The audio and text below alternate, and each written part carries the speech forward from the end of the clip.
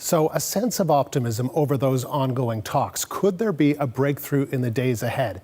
To examine that, I want to bring in Rajan Menon. He is the director of the Grand Strategy Program at Defense Priorities, a Washington-based think tank and a professor emeritus of international relations at the City College of New York, and he joins us from there. Thank you, sir, for being there. Professor, what's your assessment of the latest round of talks between Russia and Ukraine? This is the most hopeful I've seen the two sides. Lavrov, in particular, who's not given to optimism, sounded optimistic.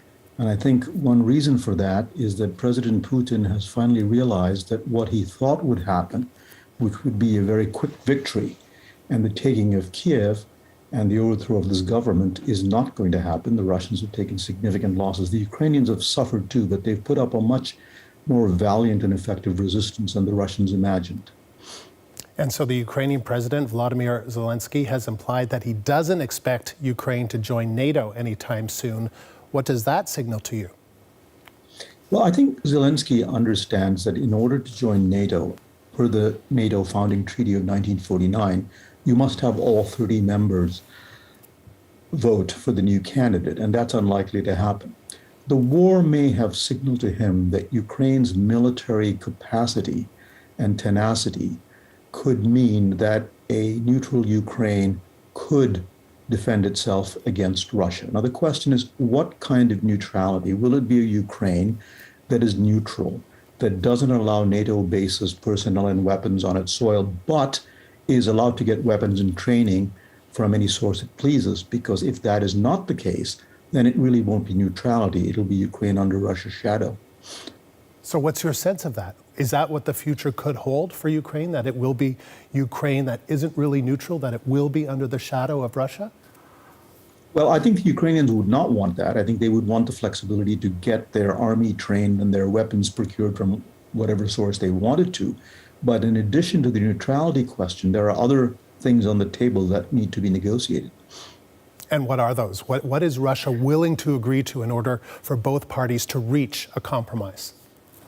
The one thing the Russians have demanded is that the Ukrainians acknowledge that Crimea in southern Russia, that pokes into the Black Sea, as it were, very strategically important, and Ukraine's only Russian majority province, which the Russians annexed in 2014 after a referendum that no one thought was a fair referendum, that the Ukrainians agreed that that is now Russian territory.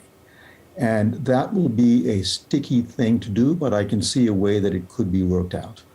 And then what about other areas that are under occupation by Russian forces, such as Kherson and other areas of eastern Ukraine?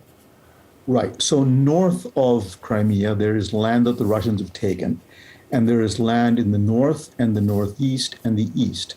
Now, the Ukrainians will, I think, want the Russians to evacuate all territories seized after the war began on February 24th, if they are in fact going to recognize in some fashion or the other that Crimea is now Russian territory. I think it would be very hard for them to swallow the bitter pill of recognizing Crimea as Russian territory unless the Russians evacuate the land they've seized. Most importantly, the Russians have created a land bridge from eastern Ukraine, from Russia through eastern Ukraine into Crimea. And that will be something the Russians will want to hold on to, and that too will be a sticky. So you are the most optimistic or the most hopeful that you've been since in the last 3 weeks. Are you hopeful there could be a ceasefire in the days to come, or is this something more drawn out? Well, Andrew, I have to be very careful because this is a war, frankly, that's belied every expectation of every expert I know, including myself. I will say this, I am guardedly optimistic, and more so than I've been before, because for a war to end, either one side has to conclude that fighting is going to be much more costly than the alternative, or both sides must decide so. And I think we are at the point where both sides may be thinking about possible solutions that they can live with. Now, Putin has to show the Russian public that after all the reverses that the Russians have suffered, that he's going to bring home some kind of prize. So he will negotiate very hard.